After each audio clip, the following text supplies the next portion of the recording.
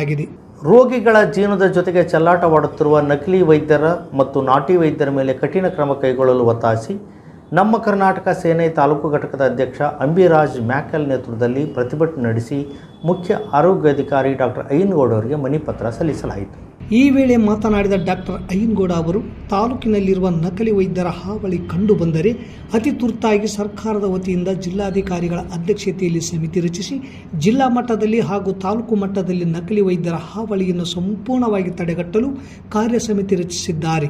ತಾಲೂಕು ಮಟ್ಟದಲ್ಲಿ ತಹಶೀಲ್ದಾರ್ ಅಧ್ಯಕ್ಷತೆ ವಹಿಸಿರುತ್ತಾರೆ.